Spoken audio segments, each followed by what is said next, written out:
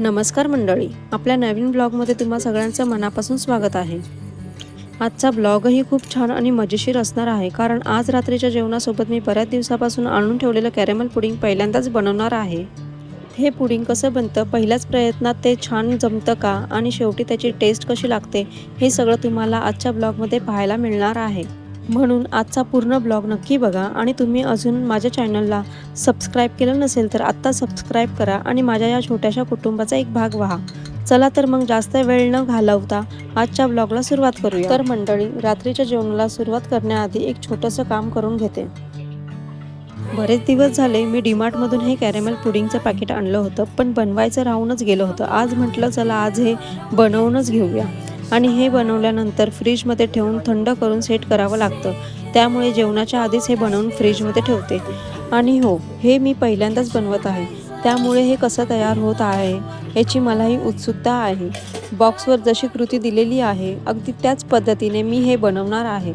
आता बघूया पहिल्याच प्रयत्नात आपलं कॅरेमल पुडिंग कसं तयार होतं ते। तर पुडिंगची तयारी करून ते फ्रीजमध्ये ठेवते आणि तोपर्यंत रात्रीच्या जेवणाची तयारी करते। आज रात्रीच्या जेवणासाठी अगदी साधा आणि घरगुती बेत आहे, पिठलं, भाकर आणि सोबत कांदा।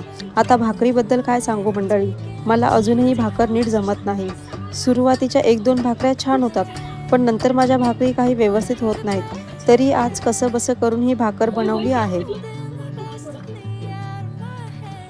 पण बघा ना, ही भाकर तर छान अशी टम्म फुगली आहे। भाकर अशी छान फुगली की आपल्यालाही खूप आनंद वाटतो। चला, आज तरी भाकर जमली। आता पिठलं, भाकर आणि कांदा सगळं तयार झालं आहे, तर चला आधी आपण जेवून घेऊया।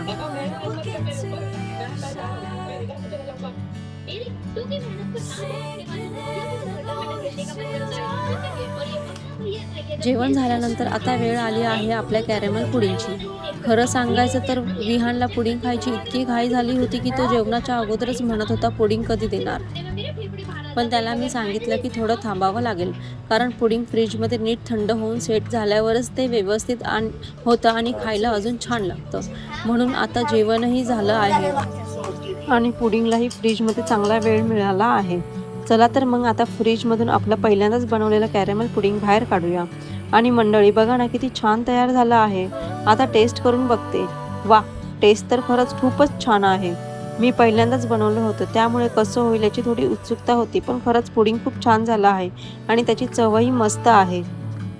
तुम्ही अजूनपर्यंत कॅरेमल पुडिंग खाल्लं नसेल तर तुम्हीही एकदा नक्की ट्राय करून बघा आणि ज्यांनी कॅरेमल पुडिंग बनवून खाल्लं आहे त्यांनी मला कमेंट करून नक्की सांगा की तुम्हाला कसं वाटतं आणि तुम्हाला हे आवडतं का। तुमच्या कमेंट्स वाचायला मला खरंच खूप आवडेल।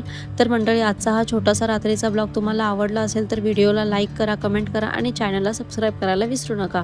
अशाच रोजच्या छोट्या छोट्या गोष्टी आणि माझे ब्लॉग तुमच्यासोबत शेअर करत राहील। पुन्हा भेटूया एक नवीन ब्लॉगमध्ये। तोपर्यंत काळजी घ्या, आनंदी राहा आणि माझ्या चॅनलला असंच प्रेम देत राहा। बाय बाय मंडळी।